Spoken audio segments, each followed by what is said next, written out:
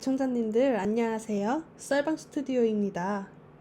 오늘도 이렇게 새로운 사연 편지 하나가 도착했네요.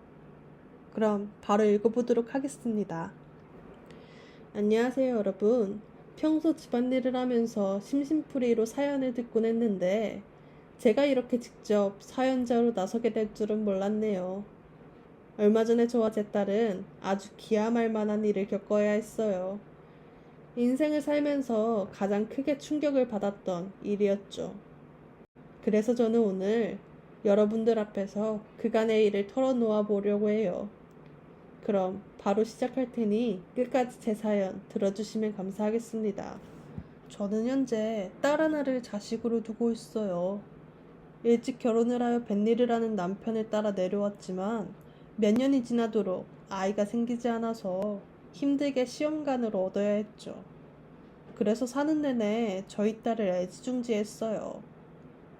그렇게 세월이 지나 어느새 저희 딸은 30대 초반의 나이가 되었고 2년 전에 제 짝을 만나 결혼을 하게 되었죠. 저와 남편은 하나뿐인 딸을 결혼시키면서 걱정이 이만저만은 아니었지만 사이가 인성이며 성격이 너무 좋아 다행이라는 생각에 흔쾌히 두 사람을 허락했어요. 다만 서운한 게 있다고 한다면 사이가 결혼을 하면서 발령을 받아 딸이 고향을 떠나 서울로 올라가야 한다는 것이었죠. 하지만 언젠가는 딸을 제품에서 떠나보내야 한다는 생각이 있었기 때문에 저와 남편은 기분 좋게 두 사람을 서울로 보내줬어요. 그렇게 딸을 결혼시킨 후 약 1년이라는 시간이 흐르게 되었죠. 이 나이가 되면 촉이라는 게 발달하게 되는 것인지 일이 있던 그날 아침부터 기분이 썩 좋지는 않더라고요. 그러나 저는 좋지 않을 예감일 뿐이라며 애써 무시하며 집안일을 하고 있었죠. 그런데 역시나 친하게 지내던 동네 동생이 저희 집으로 달려오더니 빨리 항구 쪽으로 나가보라며 재촉을 하는 거예요. 아침부터 찾아와서 왜 난리를 치고 그래? 나 오늘 밖에 나갈 기분이 아닌데. 무슨 일인지는 몰라도 다음에 하자. 언니 지금 그러고 있을 시간이 없다니까? 형부가 바다에 빠졌대. 지금 빨리 항구로 나가봐야 해. 뭐라고? 내 남편이 바다에 빠졌다니? 갑자기 그게 무슨 소리야? 그렇게 저는 동네 동생의 이야기를 듣고 급히 집에서 뛰쳐나와 바닷가 쪽으로 나가보았어요. 이때까지만 해도 저는 동네 동생이 잘못 알고 있는 것이라고 믿었죠. 그러나 하늘이 무심하게도 항구에는 남편만 빼고 다 있는 거예요. 저는 설마 하는 생각에 정신없이 항구 여기저기 돌아다니며 남편을 찾아댔어요. 그리고 그런 저의 모습을 본 선장님은 조심스레 저를 불러 세우더군요. 재수씨, 미안합니다. 아까 제필이가 작업을 하다가 바다에 빠졌어요. 제가 선장으로서 잘 챙겼어야 하는 건데 정말 미안합니다. 그래서 저희 남편은 어떻게 된 건데요? 어디 다쳐서 병원으로 실려간 거죠? 멀쩡하게 살아있는 거 맞죠? 재수씨 그게 제필이 못 찾았어요. 저희가 어떻게든 찾아보려고 했는데 갑자기 날씨도 안 좋아지고 물살이 센 구역이라 그런지 어떻게 할 수가 없었어요. 해양 경찰들이 물살만 가라앉으면 바로 들어가서 찾겠다고 하니까 소식이 들릴 때까지 우리 조금만 기다려봐요. 저는 선장님의 이야기를 듣고 정말 절망스러웠죠. 게다가 한시라도 빨리 남편을 찾아야 해서 마음이 급한데 하늘은 저의 마음을 아는지 모르는지 도와주지 않았어요. 그렇게 몇 시간이 지나고 해가 조금 떴을 때쯤 해양 경찰들은 남편을 찾기 위해 본격적으로 투입이 되었죠. 딸과 사이도 급작스런 소식에 놀라 급히 고향으로 와서 저와 함께 있어 주었고요. 그러나 결국 남편의 흔적은 찾을 수가 없었죠. 제 손에 들어온 것은 남편이 입고 간 겉옷 하나였어요. 그렇게 저는 남편이 세상을 떠났다는 생각을 하게 되었고, 비록 흔적은 찾지 못했지만 좋은 곳에 가라는 의미에서 딸 부부와 함께 장례식을 치러주었죠. 그리고 장례식이 끝난 후 저는 한동안 제정신이 아닌 상태로 지내야 했어요. 물론 딸과 사위는 혼자 남은 제가 걱정이 되었는지 매주 주말마다 찾아와 서울로 올라가 같이 살자면서 설득을 하더군요. 그러나 저는 신혼인 딸 부부를 방해하고 싶지 않았고 무엇보다 짐이 되고 싶지 않은 마음에 거절을 하게 되었죠. 그렇게 어느덧 1년이라는 시간이 지나게 되었어요. 다행히 저는 힘든 시간을 무사히 이겨낸 후 다시 마음을 다잡을 수 있었죠. 그리고 힘든 일이 지나가면 좋은 일도 찾아온다고 하더니 저희 딸은 저에게 임신 소식을 전해주더라고요. 첫 손주가 생긴다는 소식을 들으니 기분이 참 묘하더군요. 기쁘기도 하고 설레기도 하고 하늘에 있는 남편이 이 소식을 함께 들으면 얼마나 좋았을까 하는 생각도 들었어요. 그렇게 저는 딸의 임신 소식을 듣고 나서 많이 바빠지게 되었죠. 아무래도 딸이 고향을 떠나 서울에서 지내고 있는 상황이었고 첫 임신이다 보니 엄마의 손길이 많이 필요하다는 것을 잘 알고 있었거든요. 게다가 딸은 임신 이후 입덧이 심한 것인지 음식을 잘 못 먹는다고 하더라고요. 그래서 저는 서울을 오며 가며 딸을 챙겨주려고 했죠. 일이 생겼던 그날도 저는 딸과 사이가 잘 먹는 반찬들을 만들어서 서울에 올라가게 되었어요. 아무래도 거리가 꽤 있다 보니 일찍 출발한다고 했는데도 저녁쯤에야 딸 부부 집 앞에 도착할 수 있었죠. 평소 같았으면 딸이나 사이가 고속버스 터미널 앞까지 데리러 왔겠지만 그날은 늦은 시간이었고 따로 연락을 못한 상태였기 때문에 혼자 택시를 타고 이동하게 되었어요. 그런데 제가 딸 부부 집 앞에 도착해서 택시에서 내릴 때쯤 사이가 밖으로 나오더군요. 당연히 저는 사위를 알아보고 불러 세우려고 했죠. 그러나 사위는 뭐가 그리 급한 건지 차를 타고 어딘가로 가는 모습이었어요. 그 모습을 보면서 저는 뭔가 쎄한 느낌이 들었죠. 그래서 저는 택시에 다시 탑승해 사위의 뒤를 쫓아달라고 했어요. 사실 평소 같았으면 저도 그냥 바쁜 일이 있나 보다 하면서 딸 집에 들어갔을 거예요. 그런데 그날따라 무슨 일인지 남편이 사고를 당하던 그날처럼 왠지 불안하고 이상한 느낌이 자꾸 들더라고요. 그래서 저는 혹시나 싶은 마음에 사위의 뒤를 쫓아가게 된 것이었죠. 어딜 그렇게 급히 가는 건가 했는데 사위는 옆 동네로 향하더라고요. 그리고는 옆 동네 마트에 들러 뭘 잔뜩 구입해서 나오더니 구석진 곳에 위치하고 있는 건물 안으로 들어가는 거예요. 저는 그 모습을 보면서 뭔가 수상하다 싶었죠. 이 늦은 밤에 임신한 아내를 집에 두고 옆 동네에 위치한 허름한 빌라에 거리낌 없이 들어가는 모습이 정상적인 행동은 아니잖아요. 그래서 저는 설마 사위가 여자라도 숨겨두고 있는 거 아닌가 하는 생각을 하게 되었어요. 그리고 당연히 이해할 수 없는 사위의 행동에 분노가 차올랐죠.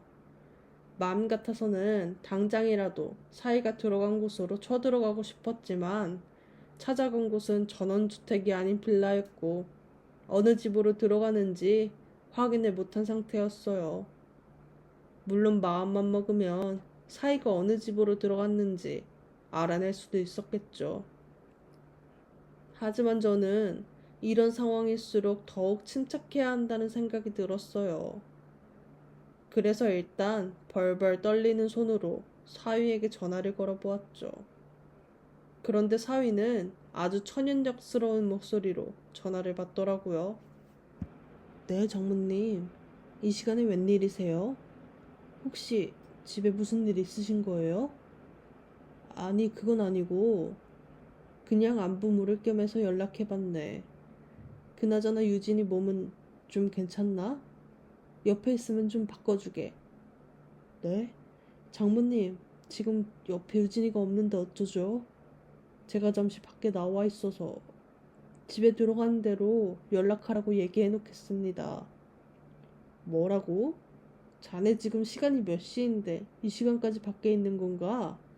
유진이 입덧이 심하다고 하던데 이렇게 중요한 시기에는 옆에 좀 있어주면 좋으련만. 그게요. 장모님, 제가 회사 일이 좀 바빠서 잠시 나와 있어요. 1시간 안에 들어갈 거니까 너무 걱정하지 마세요. 사위는 딸 좀 바꿔달라는 저의 이야기에 굉장히 당황한 듯 말을 더듬었어요. 제가 일부러 임신한 아내 두고 이 시간까지 밖에 있는 게 말이 되냐면서 따지는 식으로 이야기를 하니까 사위는 회사 일이 바쁘다는 핑계를 대며 빠져나가려고 하더라고요. 그렇게 저는 통화를 마친 후 괜히 더 찜찜한 기분이 들었어요. 아무래도 사위는 저와 딸에게 무언가 숨기고 있는 듯 했죠. 저는 사위가 무슨 일을 저지르고 다니는지 알아봐야겠다는 생각이 들었어요. 그래서 서울에 살고 있는 고향 친구에게 전화를 걸어 도움을 요청하게 되었죠. 윤자야, 잘 지내지? 나 잠깐 서울에 오게 되었는데 사정이 있어서 혹시 네 집에서 며칠만 신세를 질 수 있을까? 갑자기 이런 부탁해서 미안해. 이 시간에 서울에 와 있다고? 어차피 혼자 사는 사람 집이니 오는 건 상관이 없는데 네 딸도 서울 산다고 하지 않았어? 왜 멀쩡한 네 딸 집 놔두고 여기로 온대? 자세한 사정은 가서 설명해 줄게. 그럼 나 지금 네 집으로 간다.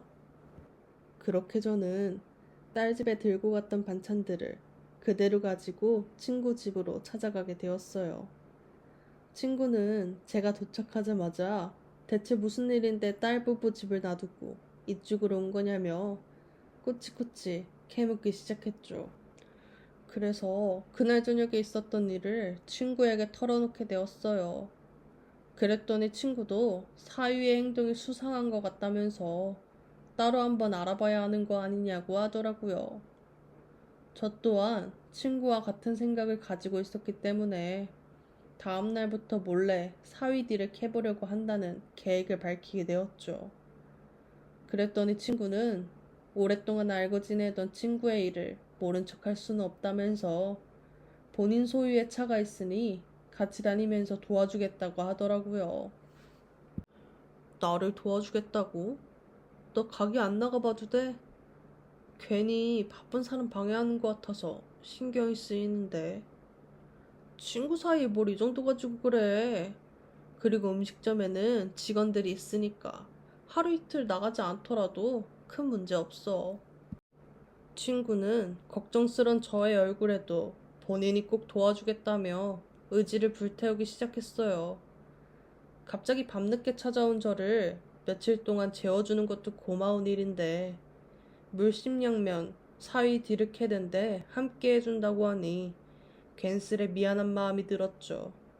하지만 저는 서울 지리를 잘 모르기도 하고 하루 종일 택시를 타고 사위 뒤를 쫓을 수가 없어서 친구의 도움을 받기로 했어요. 그렇게 다음 날이 찾아오게 되었고 저와 친구는 새벽부터 딸 부부 집 앞에 가서 대기하고 있었죠. 혹시 창문으로 제 모습이 보여서 들키지 않을까 조마조마하기는 했는데 다행히 사위는 전혀 눈치를 채지 못한 채 출근을 하더라고요. 그래서 저와 친구는 안심하고 사위의 회사까지 쫓아가게 되었어요. 사실 처음에는 굳이 회사까지 따라갈 필요는 없지 않을까 생각했었죠. 그런데 가만히 고민을 해보니까 평소 집과 회사만 오갔던 사위이기에 만약 만나는 여자가 있다고 한다면 분명히 회사에서 만나지 않았을까 하는 생각이 드는 거예요. 그래서 저와 친구는 혹시나 싶어서 사위의 회사까지 쫓아가게 되었어요. 그렇게 저희 두 사람은 외부 주차장에 차를 세워놓은 후 한참을 대기하고 있다가 사위가 점심 식사를 하기 위해 이동하는 순간에 주의 깊게 잘 살펴보았죠. 그러나 사위의 주변에는 여자는커녕 남자들만 한가득이더군요. 게다가 사위는 저녁에 퇴근을 하자마자 곧장 집으로 들어가서 나오지 않았어요. 당연히 예상치 못한 모습에 저와 친구는 당황스러움이 가득했죠. 화정아, 네 사위 여자 만나고 있는 거 맞아? 그런 것 치고는 너무 성실하게 집에 들어가는 것 같은데. 그러게나 말이다. 어제는 정말 회사 일 때문에 옆 동네까지 간 건가? 아무래도 내가 오해를 한 듯하네. 미안해. 괜히 나 때문에 가게에도 못 나가고. 그럼 사위딕 해보는 건 여기서 그만둘 거야? 나는 왠지 뭔가 있는 것 같은 예감이 들긴 하는데. 하루만 더 쫓아다녀 보는 건 어때? 글쎄, 나도 하루 더 쫓아다녀 보고 싶기는 한데 나 때문에 괜히 네가 고생을 하는 것 같아서. 친구는 저의 이야기에 괜히 찜찜하게 지나가는 것보다 이참에 하루만 더 쫓아다녀 보자고 제안을 했어요. 그 말에 저는 친구에게 하루만 더 신세를 지겠다는 대답을 했죠. 그렇게 다음 날이 찾아오게 되었고 어김없이 저희 두 사람은 새벽 일찍 딸 부부 집 앞으로 가서 대기를 했어요. 여전히 사위는 회사에서 전날과 다르지 않은 일상을 보냈죠. 그 모습을 보면서 저와 친구는 오해를 했나 보다 생각하게 되었어요. 그런데 정말 큰 문제는 사위의 퇴근길에 생겨나게 되었죠. 사위는 전날처럼 퇴근 시간에 맞춰 회사에서 나왔고 저는 당연히 집으로 들어가겠거니 생각했어요. 그런데 사위는 또다시 마트에 들러 장을 보더니 이틀 전에 찾아갔던 허름한 빌라로 들어가더라고요. 그래서 저와 친구는 사위가 건물 안으로 들어간 후 안에 들어가서 무슨 상황인지 알아보고자 했죠. 다행인지 불행인지 사위가 찾아간 빌라 건물은 지어진 지 오래된 곳이라 그런지 신축 건물들과는 다르게 비밀번호 입력 없이 외부인이 쉽게 들어갈 수 있었어요. 그래서 저와 친구는 어려움 없이 빌라 건물 안으로 들어가서 사위가 들어간 곳을 찾아볼 수 있었죠. 게다가 사위가 들어간 건물은 엘리베이터 없이 계단식으로 되어 있었어요. 그래서 저와 친구는 건물 밖에서 계단 쪽 센서 등이 몇 층에서 멈추는지 확인을 할 수 있었고 덕분에 사위가 몇 층으로 갔는지 쉽게 알 수 있었죠. 저희 두 사람은 곧장 그 층으로 올라가서 양쪽에 있는 집에 귀를 대보았고 사위가 들어간 곳을 어렵지 않게 찾아낼 수 있었어요. 다행히 옛날 건물이라 그런지 방음이 잘 되지 않았기에 소리가 작지만 안에서 무슨 대화가 오고 가는지 알 수 있었죠. 저는 안쪽에서 들려오는 대화 소리를 듣기 전까지는 설마 믿었던 사위가 딸을 배신하겠어? 라는 생각이 있었어요. 그러나 정말 기가 막히게도 제 귀에 들렸던 단어는 장인어른이었죠. 게다가 얼마 지나지 않아 사위가 장인어른이라고 부르는 사람의 딸로 의심되는 여자의 목소리가 들려왔어요. 저는 그들이 나누는 이야기를 듣고 나서 사위가 두 집 살림을 하고 있다는 것을 알게 되었고 머리끝까지 분노가 차올랐죠. 그래서 당장이라도 그 집 안으로 쳐들어가려고 했어요. 그런데 옆에서 모든 상황을 알게 된 친구가 초인종을 누르려는 저를 막아서더라고요. 그리고는 화가 나서 씩씩거리는 저를 끌고 건물 밖으로 내려갔죠.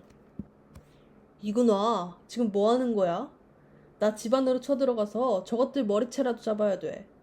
어떻게 내 딸을 놔두고 두 집 살림을 차릴 수가 있어? 나 박서방 저렇게 못 놔둬. 네 심정 나도 알아. 그런데 네가 저 집에 초인종을 누르면 어떻게 되겠니? 분명히 안에서는 네가 찾아온 것을 알고 여자를 숨기기 급급할 거야. 어차피 여자가 없으면 증거물 확보하기도 힘들지 않겠어? 그렇다고 내가 두 집 살림하고 있는 사이를 모른 척 해야 돼? 애미가 되어서 집 안으로 쳐들어가 난리라도 쳐야지. 네 딸 애 가졌다면서. 지금 상황에서 모든 것을 까발려봤자 네 딸한테 좋을 건 아무것도 없어. 어차피 그 여자 어디 살고 있는지 다 알게 됐으니 내일 다시 와서 조용히 박서방이랑 정리하라고 하자. 결국 저는 친구의 이야기를 듣고 나서 화가 잔뜩 난 채로 돌아가게 되었어요. 세상에 믿을 사람 아무도 없다는 말이 있더니 정말 그 말이 맞는 듯 보였죠. 다른 사람도 아니고 인성 좋은 사위가 두 집 살림이라니 정말 기가 막힐 노릇이었어요. 덕분에 저는 그날 밤 사위의 이중 생활을 알게 되었고 단 한숨도 자지 못했죠. 그렇게 다음 날이 찾아오게 되었고 저와 친구는 전날 사위가 찾아갔던 그 빌라에 다시 찾아가게 되었어요. 그리고 저는 화가 잔뜩 나서 초인종을 누를 새도 없이 현관문을 미친 듯이 두드려댔죠. 그러자 어떤 여자가 현관문을 열고 밖으로 나오더라고요. 누구신데 이른 아침에 남의 집 현관문을 두드리세요? 그리고 여기 초인종 안 보이시나요? 볼 일이 있으시면 초인종을 누르셔도 됐잖아요. 뭐라고? 이게 뭘 잘했다고 어른한테 따박따박 따지고 들어? 너 박혜준이라고 알지? 똑바로 얘기해. 박혜준 알아? 몰라? 제가 그 사람을 아는지 모르는지 아주머니가 왜 궁금해 하시는 건데요? 아주머니 대체 누구신데 혜준 오빠를 여기 와서 찾으세요? 내가 누구냐고? 나 그 사람 장모야. 결혼까지 한 유부남 붙잡고 두 집 살림을 하고 있는 주제에 뭐가 잘났다고 대들어? 어제 박스방 여기 왔었지? 내가 두 귀로 똑똑히 들었으니까 바른대로 실토해. 저는 화가 나서 문을 열고 나온 여자에게 손가락질까지 하면서 아주 난리를 쳤어요. 마찬가지로 옆에 있던 제 친구도 나서서 어떻게 못된 짓을 하고도 고개를 들고 살 수 있냐면서 함께 난리를 쳐주었죠. 그러나 처음에 그 여자는 저희 두 사람의 말을 한마디도 놓치지 않고 따박따박 따지고 들더라고요. 하지만 제가 사위의 장모라는 소리를 하니까 놀란 토끼 눈을 하더니 공손하게 태도가 바뀌었어요. 그리고는 급하게 본인 소개를 하기 시작했죠. 어머나, 사돈어른 못 알아배워서 죄송합니다. 저는 혜준 오빠 사촌 여동생이에요. 혜준 오빠가 결혼식 할 때 잠시 인사를 드렸었는데 시간이 많이 지나서 사돈어른을 못 알아뵌 것 같아요. 네? 그게 무슨... 그쪽이 우리 사위의 사촌 여동생이라고요? 어제 흘러나오는 대화 소리를 들어보니 분명히 박서방이 장인어른 어쩌고 했는데 그게 오빠가 누구한테도 알리지 말라고 했는데 이왕 오셨으니 말씀드릴게요. 대신 사돈어른 놀라지 말고 들으세요. 사실 제가 오빠 장인어른 되시는 분을 맡아서 간호하고 있어요. 저는 이게 다 무슨 소리인가 싶더라고요. 그랬더니 그 여자는 제 손을 잡더니 집에 들어오라고 했어요. 그렇게 저는 사위 사촌 여동생의 손에 이끌려 어떤 방 안으로 들어가게 되었는데 기가 막히게도 그 안에는 세상을 떠난 줄로만 알았던 남편이 누워 있었죠.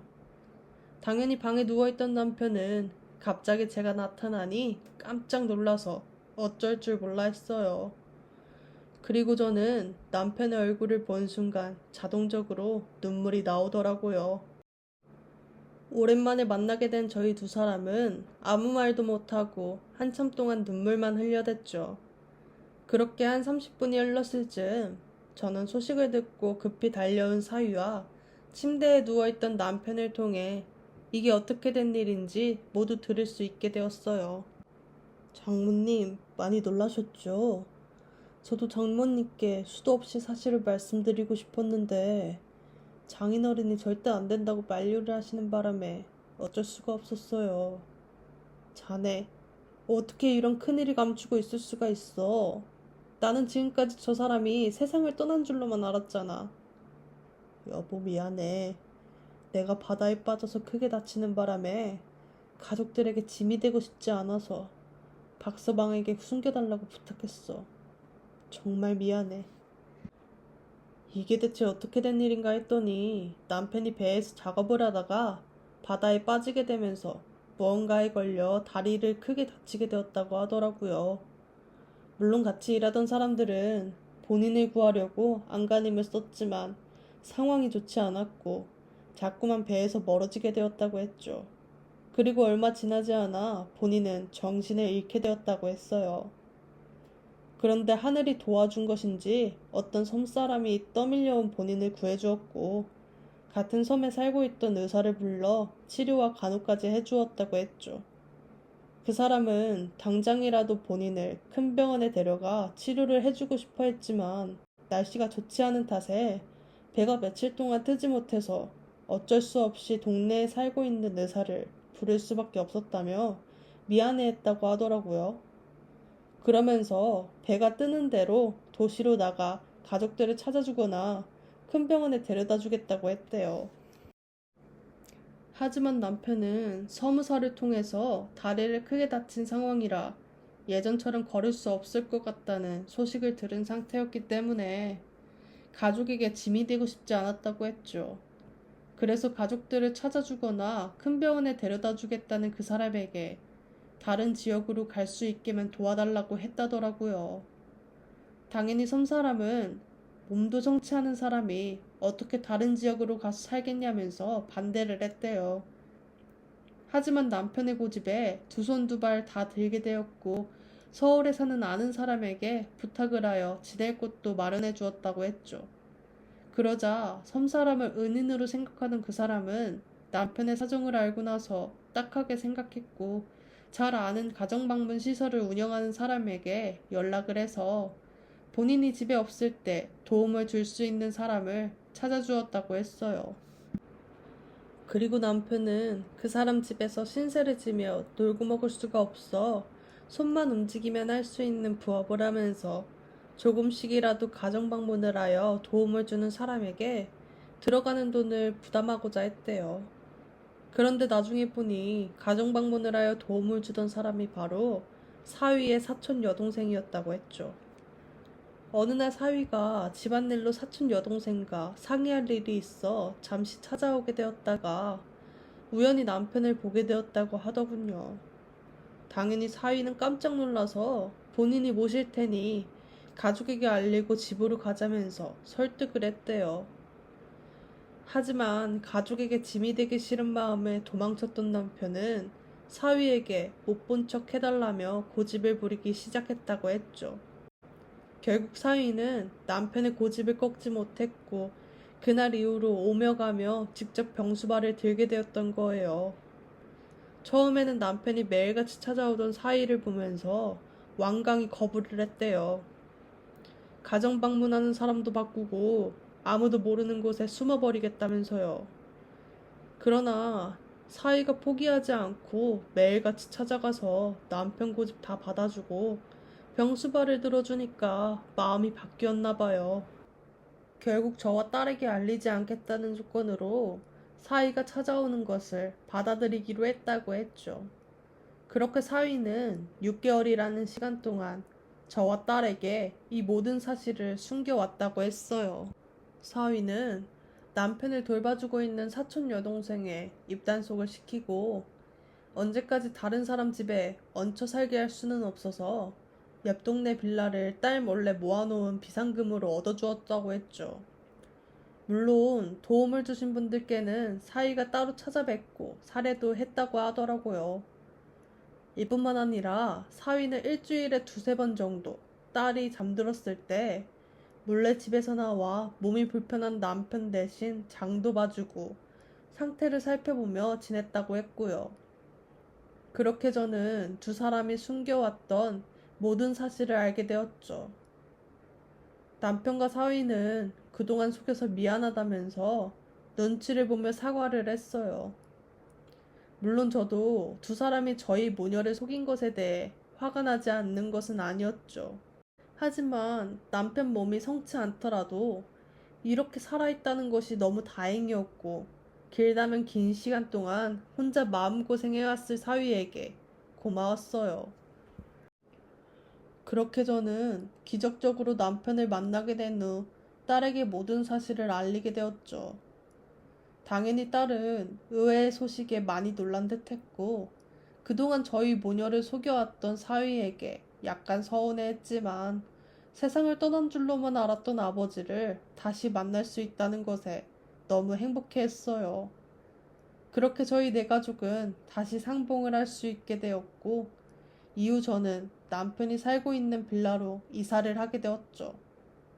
그리고 딸과 함께 남편에게 도움을 주신 분들을 찾아가서 한 번 더 감사의 인사를 전했어요. 마음씨 좋은 그분들은 사례를 하겠다는 저희 모녀에게 이미 사위에게 조금이나마 사례를 받았고, 자신들은 사람 하나 살린 것으로 충분하다며 한사코 거절을 하시더군요. 그러면서 오히려 위로를 해주시는데, 그 모습을 보며 아직까지 세상은 따뜻하다는 것을 느끼게 되었네요. 그리고 저는 이번 일을 통해 사위를 다시 보게 되었어요. 사실 장인 장모도 부모라는 이야기를 하지만 걷지도 못하는 사람을 지극정성으로 챙기기는 힘들잖아요. 그걸 잘 알고 있기 때문에 저는 몇 개월 동안이나 돈 쓰고 마음 쓰면서 남편의 지극정성으로 간호해준 사위가 참 예쁘고 고맙게 느껴지더라고요. 그리고 사위를 잠시나마 두 집 살림하는 천하의 못된 사람으로 생각했던 게 너무나도 미안했죠. 그래서 저는 이번 일을 계기로 사는 동안 사위에게 고마운 마음 잊지 않고 앞으로 자식보다 더 잘 챙기면서 살아야겠다 다짐하게 되었답니다. 이번 일을 겪어보니 저는 다른 것은 몰라도 사위 하나는 끝내주게 잘 들인 것 같네요. 지금까지 별것 없는 저희 가족 이야기 끝까지 들어주셔서 너무 감사하고요. 제 사연을 들어주신 모든 분들의 가정에 항상 행복이 가득하셨으면 좋겠습니다. 애청자님들, 오늘 사연도 끝까지 들어주셔서 감사하고요. 저는 금방 새로운 사연 편지 또 들고 찾아오겠습니다. 지금까지 썰방 스튜디오였습니다.